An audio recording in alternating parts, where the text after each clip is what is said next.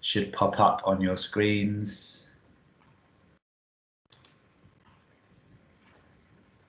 Okay, fantastic. Okay, so thank you very much for joining on this Friday morning.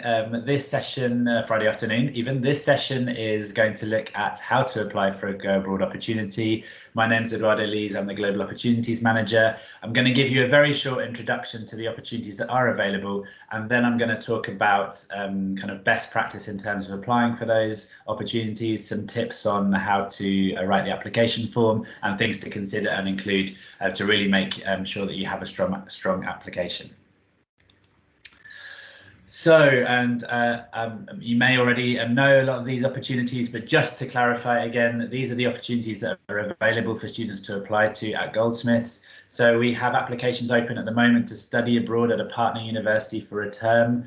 So this is if you're looking to go away for a term to a partner university, study credits there, and then use those credits as part of your degree at Goldsmiths. That's an opportunity that you can do. Generally, it's for undergraduate students going in their second year, but there are opportunities for master's students as well, and opportunities. Some departments offer opportunities in other years. So do check the departmental webpage, and we do have funding available to support students. That's Erasmus funding this year. Can I ask, make sure that everyone's on mute? I can hear somebody just, sorry, if you could just make sure you mute yourselves, that would be helpful. Thank you. So yeah, that's one opportunity, and those kind of opportunities depend on your department, and the application deadline for that is the 29th of March. And when we say application deadlines, our application deadlines are always at 23:59 on that day, so you've got all of that day to apply for. Other opportunities that we have available are more funding based. So the students, you find your opportunity and then you apply to us for funding. And we have funding available to support students who want to work abroad in Europe for 2 to 3 months over the summer. Students who'd like to do something studying, working or volunteering abroad for 2 months or less, and that's worldwide, again, over the summer. And virtual global opportunities, which, take place from home, but you can do maybe a remote internship, an online summer school, online language learning, but there must be live interaction as part of those opportunities.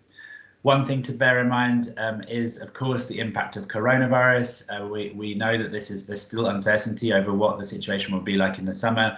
So that's why we have the virtual opportunities, which you can do from anywhere, from home. There's no impact in terms of the coronavirus affecting your travel.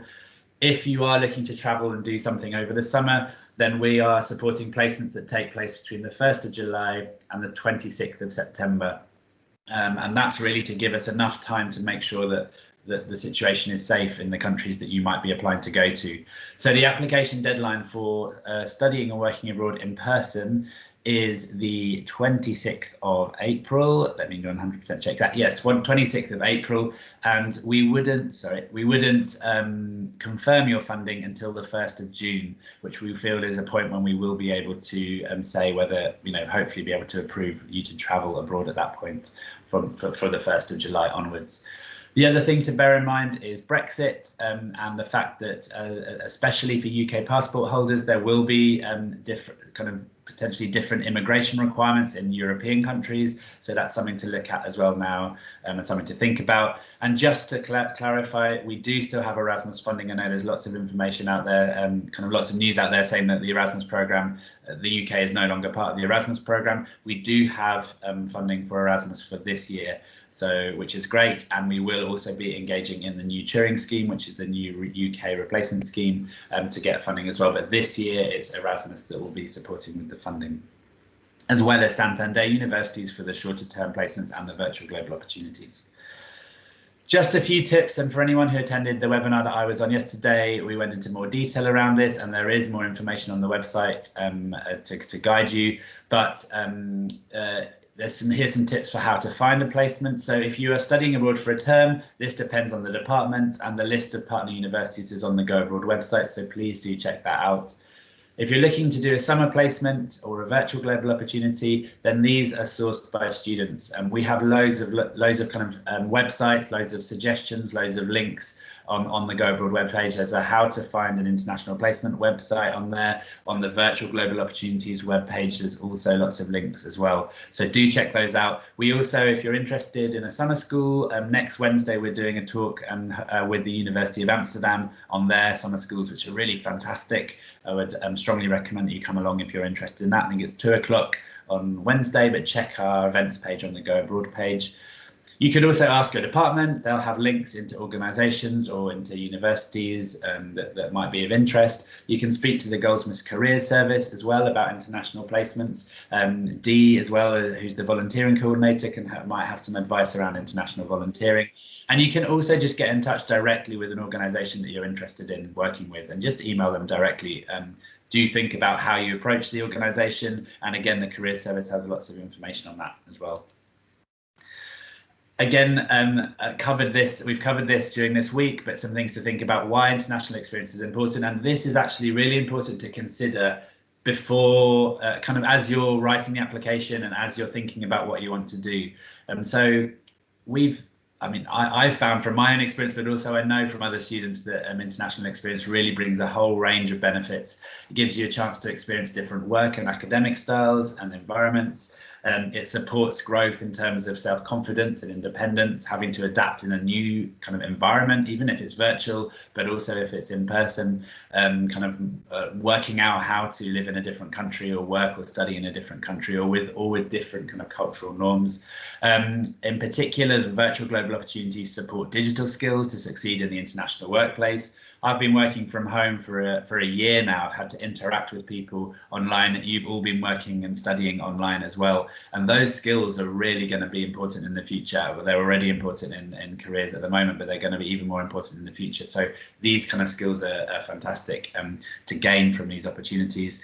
Greater intercultural awareness and communication skills. And when I look at someone's CV from a recruitment point of view, and I see that they've got international experience, I kind of already know that they probably have developed some really good communication skills. So this is something really important to highlight as well.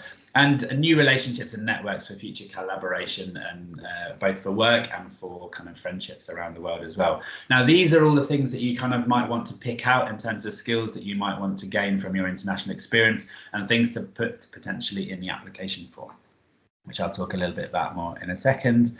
Another thing to think about, and we will look at favourably in the application, is that especially the more focused on the work or volunteering experience, this can actually form part of the Gold Award, the Career Service Gold Award activity. So you could do this opportunity as part of the Gold Award. So do look at that as well. I won't go into too much detail on this slide, but have a look at the Gold Awards website. It's basically Goldsmiths professional development opportunity, and it really kind of structures your experience. It will give you a chance to self-reflect and actually really build on the kind of experience that you need for your career and to present to future employers. In terms of how to get involved, before I get on to describing how to kind of write a good application, you have to find the application. So all of the applications are online. They're on our Go Abroad web pages, and you can access them. And I'll talk a little bit about the different forms in a second. And yes, I can see a question around whether we'll be sending the presentation. I will be sending the presentation around afterwards. I'm also recording it, so I will try and put it on YouTube as soon as possible, and so you can kind of watch it back if that's helpful as well. One thing to bear in mind is you are kind of eligible for additional funding if you meet our Go Abroad widening participation criteria. So please do have a look at those widening participation criteria before you're applying. It will give you an idea of whether you are eligible for additional funding. One thing to bear in mind is there is a requirement to have been domiciled in the UK for at least 3 years prior to your undergraduate degree to be eligible for this widening participation funding. So just do check those details out, and then you'll know kind of roughly how much funding you're kind of able to apply for. There's guidance on application writing on the Go Abroad blog. I am going to cover some of that in this presentation, but it's good to go back to, and I will share that link in the kind of follow-up email as well. And one thing, and this question came up yesterday, so our priority is given to widening participation students and those who have not had international experience before. But that and those who have not received Go Abroad funding from us before. However, please do apply. These opportunities are open to everybody. Everybody can apply for at least £500 of funding for the summer opportunities. Everyone can apply for the Erasmus funding. And although we do prioritise those students, there is funding available to kind of send other students, and we have sent a whole range of students in the past. So don't let that put you off. Right, so going to go into looking at writing a good application now, and a few things to think about. So before you start. Now, already I know that from presenting the options to you, there's a whole load of different options. You know, do you want to study abroad for a term? What, you know, how does that work? How does that fit into your studies? What modules would you miss at Goldsmiths if you went and studied abroad for a term? Where will you live? All of these questions, you know, that is a fantastic opportunity. I did Erasmus, I studied abroad, and I really loved it, and I wouldn't change it for the world, but it won't necessarily fit into everybody's plans. So just look at the options. What is best for you? Is it better to go away for a term, or is it better to go away over the summer? Maybe your department doesn't have a term option, so maybe it's better to do something over the summer, or maybe you want to work instead of study. Definitely have a think about all of the options available. Look at the funding available. Think about how much you can afford. Think about how much you can save as well before you go abroad. Talk to your tutor or your Erasmus academic coordinator. They will have lots of good advice in terms of how they think you could develop academically. You could talk to, I haven't put it on here, but you could also go to the careers service and see, you know, think about the skills you want to gain, and they could maybe advise you on the kind of opportunities you that might work for you. And also me, Jack and Shannon in the Global Opportunities team, we're also happy to speak to you if you wanted to arrange a follow-up meeting as well. That would be completely fine. Do come talk to people about the opportunities. Read the Go Abroad blogs. There are really so many different stories from different students over the past couple of years, and it's really good. You'll get some good ideas as well for the kind of opportunities out there and the kind of things that they gain from that opportunity. Think about as well the time that you have and kind of how much commitment you'll be able to make to the opportunity, and that will help shape what you apply for. Know the deadlines, and I can't say this enough, and I don't know what other people are like, but I'm often someone who works well under pressure.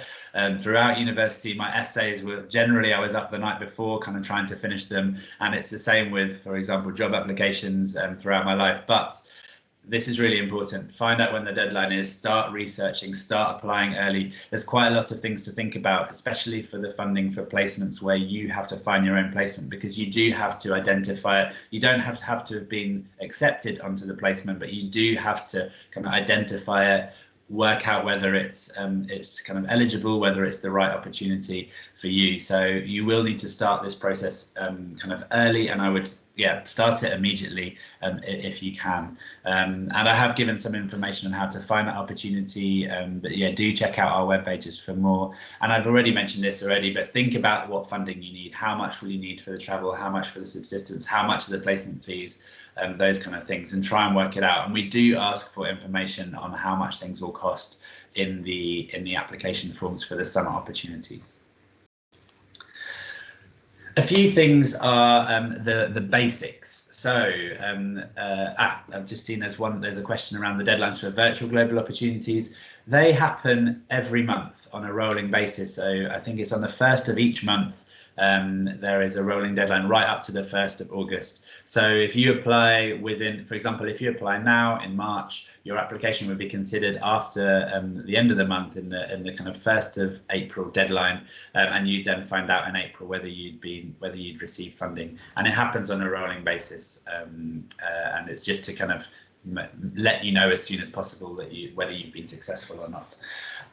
So the basics: use the right form, and this is, I appreciate, slightly confusing on our website because there are actually a number of different forms. So if you're applying for Erasmus funding to study and work to study abroad for a term, there is a specific form that is on the Goldsmiths webpage, and you can find that on the How to Apply for Study Abroad page on the Go Abroad pages. And I can share a link to all of the applications at the end if that's helpful, just to make it clear. If you want to work abroad in Europe, Then for 2 to 3 months funded by Erasmus, again, the application form is on the Goldsmiths webpage, and it's under work abroad for 2 to 3 months, and you can find it there. If you're going for the shorter opportunities, for less than 2 months, or for virtual global opportunities, there are actually different application forms depending on which criteria you fit into. So if you meet the widening participation criteria, the application form is actually hosted on the Santander Becas website, and you'll have to register with that web page, and then the application form is on there. That is because the funding is provided by Santander. The applications are exactly the same across the two, and so there's no difference in how they'll be assessed, but there are two different application forms. If you do get it wrong and you've applied for the wrong opportunity, kind of the wrong form, then we will let you know. You may have to kind of move, copy and paste into the new application form. But please, it really helps if you do get the right form initially, and do look at it. What I would say, it doesn't do anything, kind of doesn't cause any harm if you look at the application form in advance without completing it. Have a look, see kind of what the questions are, have a think about it, really get to understand what the form looks like. Because one thing that you can't do, which I think I put on the next page, is you can't save as you go along. On most of the forms, so you will need to kind of have a think about what you want to write before you actually complete the form. Other things to think about is your placement eligible? So it's really important. Your application will be assessed on two things: one, on the quality of your application, what you write, and your kind of motivation, but also whether it's eligible. So if your placement is outside the eligible dates, then we won't be able to accept it. So for example, if you're doing a study abroad, if you want to do a summer school over the summer, and you find something that's in June, we would just have to say no, because the only placements we can support are from the 1st of July through to the 26th of September, and that's the same at the other end as well. If it goes over that 26th of September date, then we wouldn't be able to support it, unfortunately, because it then clashes with the term time. So do make sure that those dates do fit in with the dates, and the dates for virtual are further and kind of more flexible. So you can do a virtual opportunity from the 27th of March right to the end of September. So there is more time to do that, but just something to think about. Think about the duration as well. There are certain duration kind of restrictions as well. Although we can fund you for a certain amount of time. For example, you could do a 2 to 3 month placement in Europe, but you could be there for 4 months, but we would only fund you for 2 to 3 months. So something to think about there. Think about the location. Is it eligible for the funding that you're applying for? All placements must be with an organisation, and they must have a schedule, a kind of like program that you follow. And so we have had applications from students before who want to kind of go and do their own thing. There was a project to go and film by themselves in a country, which sounded wonderful, and we would have loved to have supported that student. However, we need to know that there is a structure that you will be kind of looked after within. So whether it's a work placement or a study placement, that if there's an emergency, we have a person that we can contact, that there's somebody who will be making sure that what you're doing is beneficial to you, that you're kind of doing the thing that you expected to be doing. So that's really important, that there is an organisation, and we do ask for the name of that organisation in the application form for the each of the placements. If you're applying to study abroad for a term, then you'll need to make sure that you know which universities you can apply for within your department. And again, that list is on the website, and I'll share it in the email after this presentation as well. So for example, if you're in sociology and you want to study abroad for a term, you couldn't apply to study abroad at a partner university that is partnered with our music department, for example. You can only go off the list of sociology partners for that opportunity. Think about the funding that you need. So there's all the basic funding so all students. So the study abroad for a term has Erasmus funding, which is a monthly stipend. The 2 to 3 months working in Europe also has a monthly stipend provided by Erasmus. Then all of the short-term and virtual opportunities, you can apply for up to £500, and if you meet the widening participation criteria, up to £1,500. However, there are some additional funding opportunities that you might be able to look into for the longer term placements: disability support, language learning, and green travel fund. So So do check that out as well on our web pages and think about them as well. I've seen a question here from around, can I apply for both the term abroad and then work internship virtual during the summer? Yes, you can. You can apply for both. That's fine. So the next one is kind of, why are you applying? Do your research. We've touched on this a little bit already to make sure that you've chosen the right opportunity for you.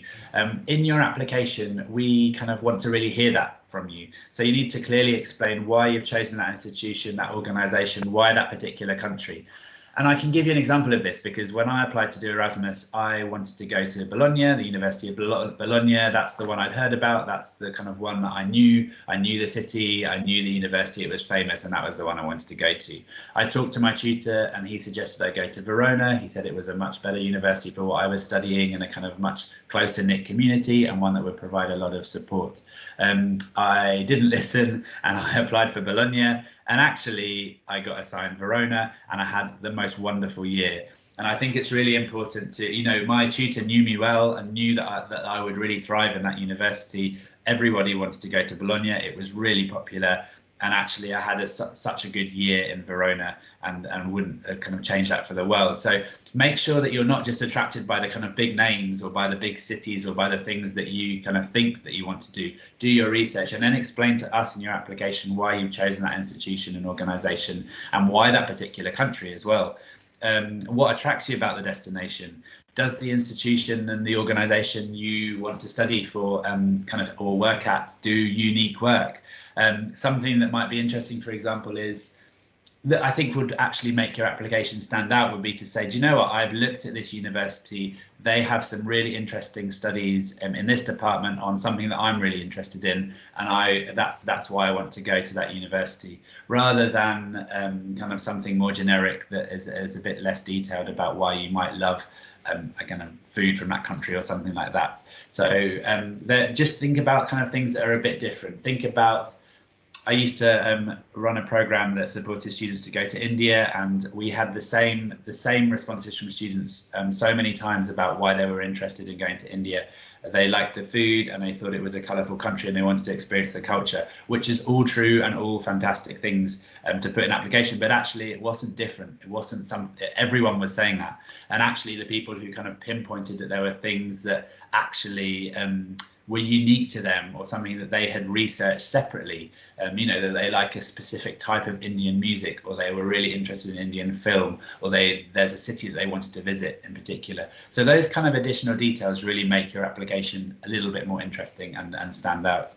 And think about what you would gain from this placement, or from the country, or from the culture, that you wouldn't gain anywhere else. It's a good thing. That's another good way to think about it standing out. What makes you a good applicant? And this is where we really want you to talk about yourself, and don't shy away from this. And I know what it's like when you're writing applications. You feel oh, I don't want to kind of be overconfident and kind of promote myself, but it's really important to do that. Talk about what skills and experience you have, and these don't have to be kind of, I don't know, like huge achievements or anything. You know, it can be things that you do on a day-to-day basis, but skills and experience that you have. Think about what you want to gain from the experience. What are your future plans and career and studies, and how will the experience help?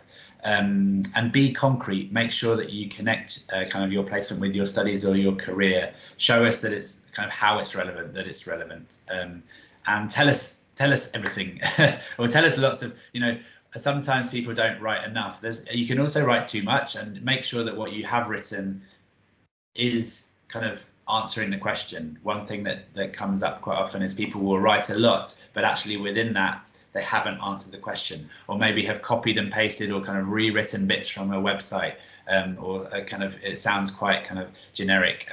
You know, do expand on your points and do give us examples, but yeah, be really concise with that. Show us your passion. Write something different. when we're reviewing the applications, we are looking at a lot of applications. So if you're writing something a little bit different, a little bit interesting, then that makes you stand out. I can see a question here of how long is the application supposed to be? I know the way I'm talking makes it sound like it's a really huge application, but actually there's in each 3 or 4 kind of motivation questions in the applications that you have to answer the questions to. So it's not as long or as detailed as I may be making it sound, but you'll be asked kind of your motivation, why have you selected the opportunity, and why do you want to do it? What skills and experience do you have that kind of make you suitable for the placement? What skills and experience do you hope to gain, and the kind of link to your future career and your studies? And then in some, there'll be something around developing intercultural experiences, or kind of being a representative of Goldsmiths and kind of an ambassador in that way. So that's the general kind of statement, but there's not really I don't think there's a word limit on the application, but there's not really a kind of desired length. But I would just say, don't make it too long and don't make it too short. I know that's not particularly helpful, but make sure, I think if you look at the question and answer it fully, make sure you've kind of put points against each of the bits of it, then that should give you a kind of long enough application. And I'll come on to some other tips for how to make sure that you kind of aimed it at the right level in a second. I've seen another question here. If I apply for a term abroad and get accepted, can I change my mind afterwards and drop out? Yes, you can. Obviously, we would prefer it if you had done that research and made sure that you were kind of really sure about the application and the location before you'd applied. But there's no, we know that people change their minds. We know that it's that things change, but if you do need to withdraw, you can, and you would obviously have to pay any money back that you had received from us, but it's kind of, there are options there, and we could talk about that. But I would say, you said if you don't like the modules they offer during the term, you can try and find out the information about the modules in advance. That's really important, and that will actually improve your application by having found that out, if you're able to. So some other things here, check. As I mentioned already, you can't save the application as you go along. So I would suggest drafting the application in Word. The kind of motivation sections in Word.